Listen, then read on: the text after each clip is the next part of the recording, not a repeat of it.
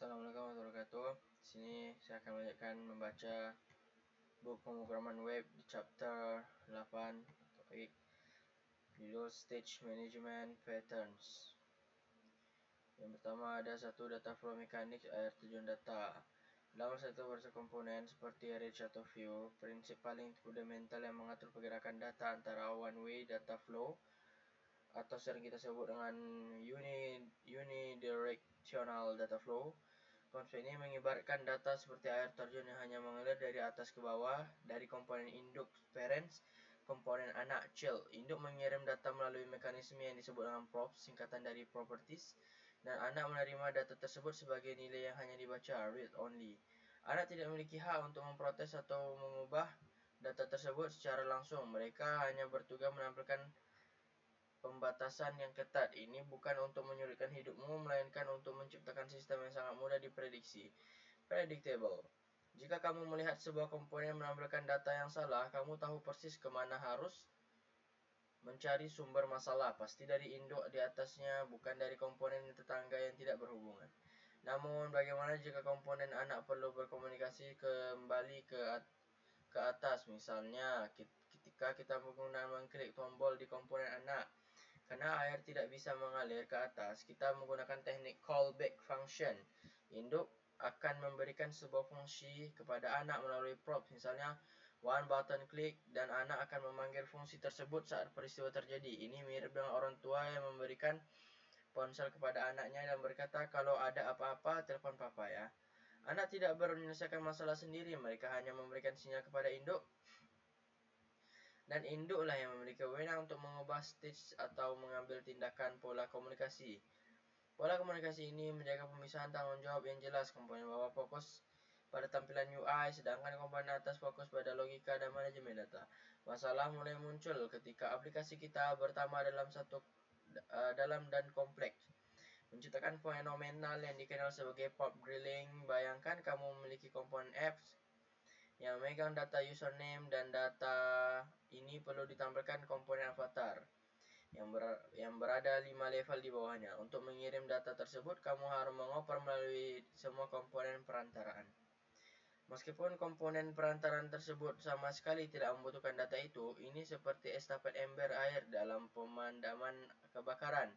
Orang-orang di tengah barisan ikut basah dan lelah memegang ember padahal mereka tidak melihat apinya.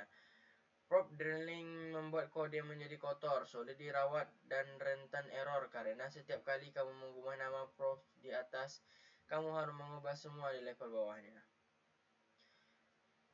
Kekacauan prop drilling inilah yang sering menggoda pemula untuk kembali ke lama two-way data binding seperti AngularJS versi 1 atau framework.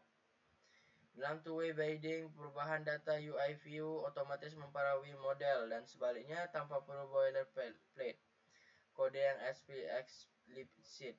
Meskipun terlihat praktis dan ajaib di awal, pola dua arah ini bisa berubah menjadi spaghetti kode yang tidak terkendali dalam aplikasi skala besar. Sangat sulit melacak siapa yang mengubah data jika data tersebut berubah dari mana saja. Itulah sebabnya ekosistem modern lebih memilih rasa sakit jangka pendek dari one-way data flow demi keuntungan jangka panjang, berupa arsitektur yang stabil dan mudah didebug. Penting untuk memahami bahwa one-way data flow tidak berarti data tidak bisa naik ke atas sama sekali. Itu hanya berarti data stage tidak berada di pemilik asli. Aliran balik hanya berupa permintaan perubahan, event action, bukan perubahan data itu sendiri. Filosofi ini memaksa kita untuk berpikir tentang single source of truth, satu sumber kebenaran, dan tidak boleh diduplikasi di banyak tempat. Ia harus tinggal di suatu tempat yang paling logis dan disubstitusi dengan komponen lain. Ini membutuhkan jika dua komponen bersaudara membutuhkan data sama solusi untuk merangkai stage tersebut. Mereka bersama state lalu mengingkirkan kembali ke bawah. Sebagai arsitek, tugasmu adalah merancang permohonan sekalian aliran efisien harus jika kamu memudahkan aplikasimu.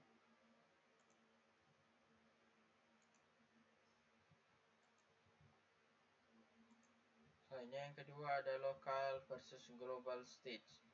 Memilih rumah untuk data. Salah satu keputusan tersulit dalam pengembangan front end adalah menentukan di mana sebuah data harus tinggal. Apakah cukup disimpan secara lokal di dalam komponen atau harus diangkat ke level aplikasi agar bisa diakses semua global. Selain itu tidak semua data terlihat global, benar-benar harus global. Seringkali developer malas merancang struktur komponen yang baik dan langsung melempar semuanya ke Redux atau konteks biar gampang diakses. Ini adalah kebiasaan buruk yang disebut dengan over engineering. Semakin banyak data yang kamu taruh di global, semakin sulit melacak aliran data di aplikasi kamu. Karena setiap komponen bisa menjadi penyebab perubahan, cobalah selalu mulai dengan local stage. Hanya angkat ke global stage jika dan hanya jika ada komponen lain yang benar-benar membutuhkan data tersebut dan posisi terlalu jauh untuk dijangka lewat props biasa. Kesimpulannya, manajemen stage yang baik adalah tentang keseimbangan local stage, memberikan isolasi, kemudahan pembersihan data yang hilang saat komponen mati. Sementara global stage memberikan aksesibilitas dan persistensi. Arsitek yang bijak tahu cara memetakan data aplikasi ke dalam kategori yang tepat. Jangan menggunakan bazooka global stage untuk membunuh nyamuk local stage dan jangan mencoba memadamkan kebakaran hutap app data dengan pistol air local props. Kenali karakteristik datamu sebelum menentukan rumah tingginya.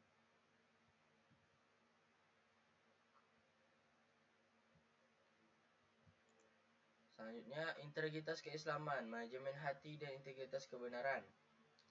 Dalam profesi Islam, konsep state manajemen pengolahan kondisi data memiliki kemiripan filosofi yang mendalam dengan tazkiyatul nafs.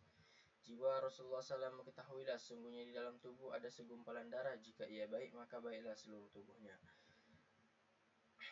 Hadis riwayat Bukhari dan Muslim. Segumpal darah itu adalah hati, qalb. Yang dalam arsitektur aplikasi analog dengan global stage, jika stage aplikasi kacau, maka tampilan antarmuka UI akan rusak. Begitu pula jika hati manusia kotor atau tidak terkelola, maka perilaku zahirnya, view atau buruk. Mengolah aliran data dalam aplikasi adalah latihan logika untuk memahami betapa pentingnya menjaga pusat kendali agar output dihasilkan secara konsisten yang benar. Prinsip single source of truth, satu sumber kebenaran adalah Redux atau substance, mengajarkan kita tentang bahaya menduakan rujukan. Dalam aplikasi, jika data disimpan di banyak tempat yang tidak sinkron, akan terjadi konflik dan bug dalam Islam.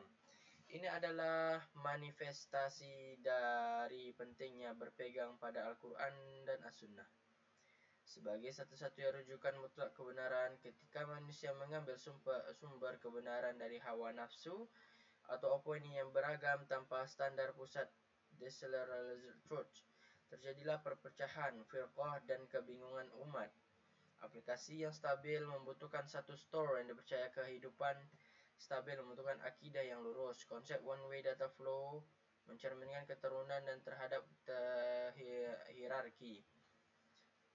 Data mengalir dari atas ke bawah, parents to child, dan perubahan diminta melalui mekanisme yang resmi. Ini mengajarkan bahwa kebiasaan dan petunjuk itu turun dari Allah SWT kepada hambanya, dan hamba tidak bisa memanipulasi takdir secara langsung melainkan melalui doa dan ikhtiar. Penerapan immutability ketidaklangsung sangat erat kaitannya dengan konsep hisab dan taubat. Dalam immutability, kita boleh menghapus atau mengubah sejarah data masa lalu secara paksa. Kita membuat ospek baru mendasarkan masa lalu dengan perubahan yang diinginkan. Ini mengajarkan kejujuran sejarah. Manusia tidak bisa menghapus dosa masa lalu seolah-olah tidak pernah terjadi langsung. Yang bisa dilakukan adalah melakukan taubat nasuha, menciptakan stage baru yang bersih, yang menggantikan keburukan dengan kebaikan. Sejarah tercatat rapi dalam Lauh Mahfuz. Tidak bisa dimanipulasi, namun masa depan bisa dibentuk ulang dengan aksi yang benar. Terakhir, pemisah antara server data dan client state.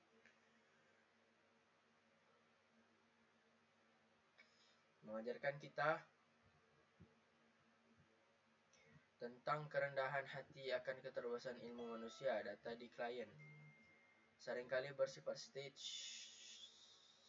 stale dibandingkan data di server kebenaran.